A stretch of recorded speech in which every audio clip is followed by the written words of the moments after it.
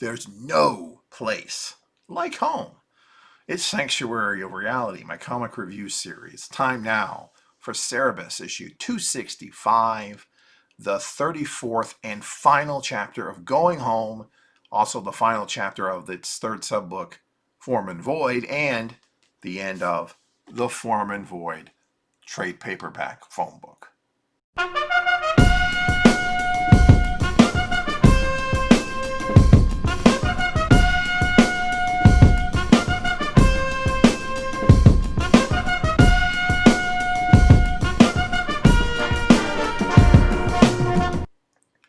Cerebus races into Sandhills Creek, with Jocko following right behind. The town is devoid of life, and as he approaches each building, doors lock. Even the Sawmill Club has its doors closed. Cerebus knows something is wrong.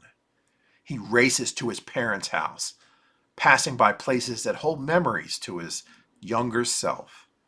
And when he reaches his old homestead, no doors lock. He peeks in the window, finding it empty, a familiar sight of a lone chair inside, and not much else within. Everything is familiar to Cerebus. He knows everything Jocko is going to say before she says it. Fighting his inner voices, Cerebus races next door to Zeke Morton's.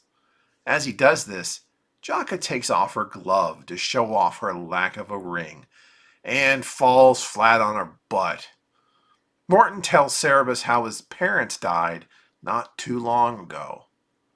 He sees Jocko's lack of ring and claims Cerebus was too busy with a harlot. Jocko is offended, but Cerebus tells her to shut up. Morton refuses to tell Cerebus where his parents are buried and closes his door on him. Jocko takes the opportunity to try to disavow herself of any blame in him not being there for his parents.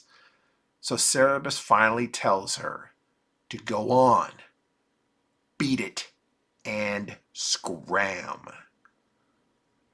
As he staggers away in a daze, Jocko spots a horse-drawn carriage nearby, where Gertrude the Syrenist awaits, along with Missy. Jocko takes her doll and resumes her destiny as Princess of Palnu. But Cerebus, how will he react to this turning point in his life?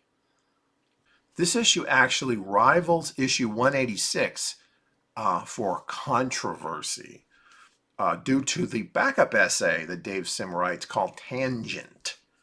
It features a number of his offensive views of the world. Basically, it's his opinion, and he's being as brutally honest as possible, and people don't like when you're honest. Tangent, this essay, is not reprinted in the phone book, and the only way you can get it is either in the original issue or you can find it reprinted online, I believe, in some website. It's completely optional to read. To me, it's frankly irrelevant to the story, aside from thematically, of course. So you get a better idea of the understanding of the artist in what's on his mind in writing this story.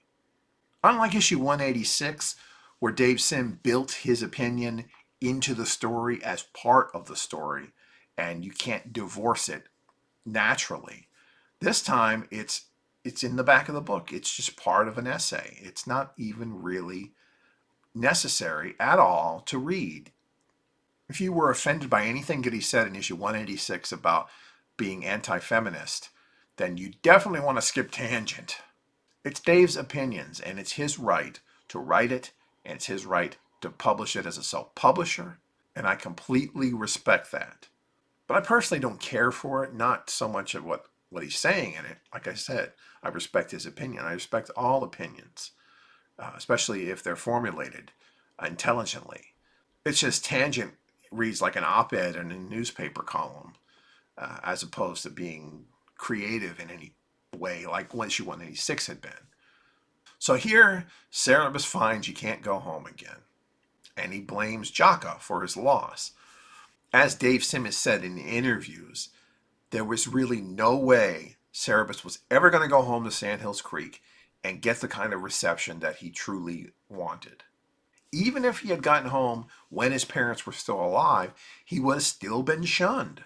When you leave that little logging and fishing community, you stay gone for life. What's important about this issue is it's the final regular appearance of Jaka.